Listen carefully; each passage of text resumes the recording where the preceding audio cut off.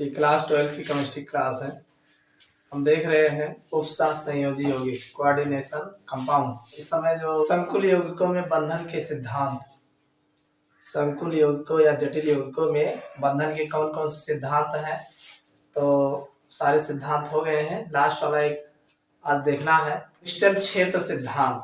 इसके बारे में चर्चा करनी है। तो आज हम क्रिस्टल क्षेत्र सिद्धांत के बारे में देखेंगे। अगर आप लोग नए हो तो चैनल को सब्सक्राइब कर लीजिएगा ताकि अगले वीडियो का नोटिफिकेशन आपको मिल सके। हेडिंग डाल लीजिए, क्रिस्टल क्षेत्र सिद्धांत।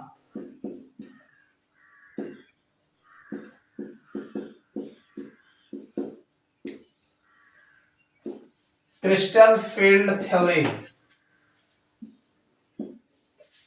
क्रिस्टल क्षेत्र सिद्धांत, क्रिस्टल फील्ड थ्योरी। क्रिस्टल क्षेत्र सिद्धांत का प्रतिपादन एच बैथ, एक साइंटिस्ट हैं एच बैथ, और दूसरे हैं वान ब्लैक।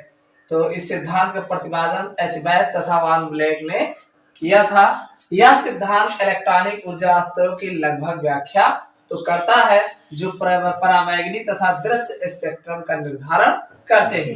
यानी पहली बात तो यह है कि यह इलेक्ट्रॉनिक ऊर्जा स्तर, इलेक्ट्रॉनिक ऊर्जा स्तरों की लगभग व्याख्या करते हैं। देखिए, जितने हमने सिद्धांत बताए, कोई किसी के बारे में कुछ विशेष बताए, कोई किसी के विशेष बताए, तो ऐसे इनका जो विशेष है ये इलेक्ट्रॉनिक ऊर्जा स्तरों की लगभग व्याख्या करते हैं, जो परावैंगनी तथा दृश्य स्पेक्ट्रम का निर्धारण करते हैं, परंतु बंध निर्माण की व्याख्या नहीं करते। यानी किस प्रकार से बॉन्ड बनाते हैं, कैसे इनकी संरचना होती है, इसके बारे में स्पष्ट जानकारी नहीं देते। तो कहने मतलब क्रिस्टल फील्ड सिद्धांत किसने दिया था? एच बैथ एवं वान ब्लैक ने मिलकर दिया था। ठीक, चलिए हम बात करते हैं क्रिस्टल क्षेत्र सिद्धांत के से संबंधित कुछ महत्वपूर्ण शब्दावली है, कुछ टर्म्स यूज किए जाते हैं। इस क्रिस्टल क्षेत्र सिद्धांत में कुछ टर्म्स यूज होते हैं और ये टर्म्स एग्जाम में पूछे जाते हैं, और बगैर इन टर्म्स को यूज किए आप इनके सिद्धांत को समझ नहीं पाएंगे। तो इन टर्म्स को आप जान लीजिए और एग्जाम में पूछे जाते हैं। सबसे पहली बात आती है कि अपभ्रष्ट कक्षक, यानी अपभ्रष्ट कक्षक से आप क्या समझते हैं, ऐसा भी पूछा जाता है। तो अपभ्रष्ट कक्षक होते क्या है? इसमें दिया है कि किसी उपकोष के समान ऊर्जा वाले कक्षक, आप जानते हैं जो भी कोई उपकोष है तो उस उपकोष में जितने भी अलग अलग के समान ऊर्जा वाले कक्षक होते हैं उन्हें अपभ्रष्ट कक्षक कहलाते हैं। जैसे आप जानते हैं कि डी ऑर्बिटल है, भाई डी में कितने इलेक्ट्रॉन आते हैं जी? मैक्सिमम 10 इलेक्ट्रॉन भरे जाते हैं। मान लीजिए 3D है और इसकी एनर्जी लेवल अगर आप बनाओगे 1 2 3 4 5, तो आप जान रहे हैं कि हर चेंबर में जो है 2-2 इलेक्ट्रॉन भरे जाते हैं। भाई हर उपकोष में 2-2 इलेक्ट्रॉन भरे जाएंगे और सबका एनर्जी लेवल समान है ना, ऊर्जा स्तर समान है, तो सबका एनर्जी लेवल समान है, तो सब एक दूसरे से मिला करके अपभ्रष्ट कक्षक कहलाते हैं। भाई जिनके ऊर्जा स्तर समान होते हैं, वही लिखा है कि किसी उपकोष के समान ऊर्जा वाले कक्षक अपभ्रष्ट कक्षक कहलाते हैं। मुक्त परमाणु में डी उपकोष के 5 डी कक्षक होते हैं। आप जानते हैं, नहीं जानते हो जान लीजिए, डी उपकोष में 5 डी कक्षक होते हैं। जैसे देख लीजिए 1 2 3 4 5, 5 का नंबर ये है। आप तो यही केवल जानते हैं हाँ ये 3D है, 3D नहीं, ये एक एक कक्षक का अलग अलग नाम होता है। जैसे DXY, DYZ, DXZ, DX-Y², DZ²। इसको आप जाने रहिएगा, हर एक कक्ष का अलग अलग नाम होता है।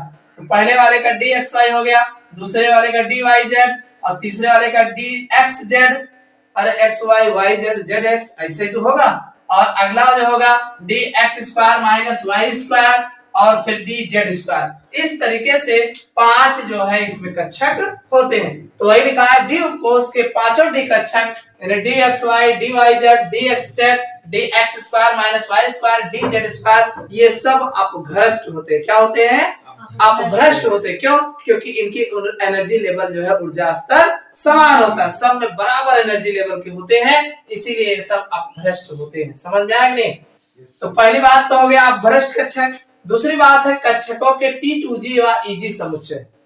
पहली बात तो अपभ्रष्ट कक्षक की हो गई, दूसरी बात इस कक्षकों के T2G या EG समुच्चय, T2G व इजी समुच्चय। तो ये क्या होते हैं, तो डी उपकोष में 5D कक्षक होते हैं। आप इतना जानते हैं कि डी उपकोष में 5D कक्षक होते हैं। तो इनकी ऊर्जाओं के कार्तीय तल के अक्षों के सापेक्ष, कार्तीय तल मतलब जैसे आप जानते हैं कोई ऐसे चल रहा है तो कोई ऐसे चल रहा है, ठीक है। तो वही दिया है, इनकी ऊर्जाओं के कार्तीय तल के अक्षों के सापेक्ष विन्यास के आधार पर इन्हें दो वर्गों में बांटा गया है। यानी डी कक्षकों को जो है 5D, जो डी उपकोष में 5D कक्षक होते हैं, इनकी ऊर्जाओं के कार्तीय तलों के अक्षों के सापेक्ष विन्यास के आधार पर इन्हें दो वर्गों में बांटा गया है।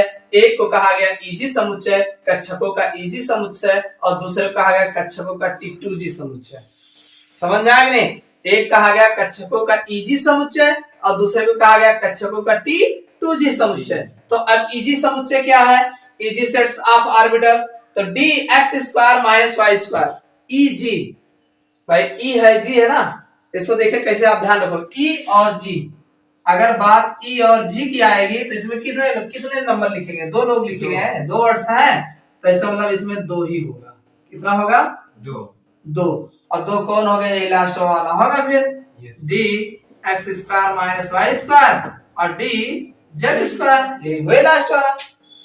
और सुनो, यानी T2G अगर देखा जाए, T2G तेमा कई जने लिखा है? 3, तो 3 बनाए थे इनका, dxy dyz, फिर हमारा ये dxy और dyz और dxz। समझ में आ गया? 3 लिखा है तो 3 कॉलम है जे, और 2 लिखा है तो 2 कॉलम है जे। और 2 कॉलम के हुए और 3 है, ये तीनों एक में रखा आता है। समझ में आ गया? इतना समझ में आ गया? बहुत समझ में आ गया। तो dx² - y² तथा dz² कक्षकों की भुजाएं कार्तीय तल के अक्षों के समदिश होती है। कैसी होती है? समदिश होती है। अतः ये इजी समुच्चय बनाते हैं। इन्हें अक्षीय कक्षक, देखो इसका नाम क्या है, इन्हें अक्षीय कक्षक भी कहा जाता है, या डी गामा कक्षक कहते हैं, या गामा 3 कक्षक कहते हैं। क्या कहते हैं?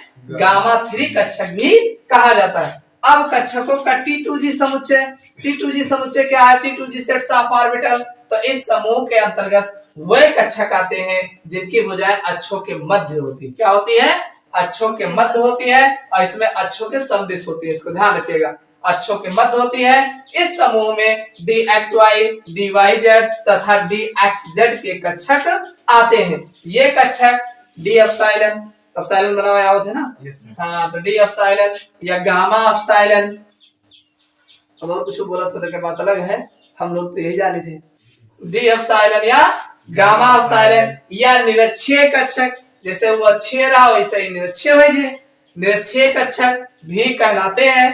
इस सिद्धांत के अनुसार ये कक्षक T2G कक्षक कहलाते हैं। इन्हीं को जो है T2G कक्षक कहा जाता है। तो ये जो है क्रिस्टल छेद सिद्धांत संबंधित कुछ महत्वपूर्ण टर्म्स है, शब्दावली है, जो आप सिद्धांत जब पढ़ोगे, इसके आगे हम सिद्धांत बताएंगे, तो जब सिद्धांत बताएंगे तो ये सब टर्म्स उसमें यूज होंगे। समझ में आया कि नहीं? ये सारे टर्म्स जो है उसमें यूज होंगे। तो आप पहले इसको जान लीजिए, अच्छे से पढ़ लीजिएगा, समझ लीजिएगा कि अभ्रष्ट कक्षक क्या होते हैं, कक्षकों के T2G और EG समुच्चय। तो T2G और EG, T2G क्या है, EG क्या है, इनको आप जाने रहोगे तो आगे जो है सिद्धांत आपको समझ में आएगा। समझ में आया था ना?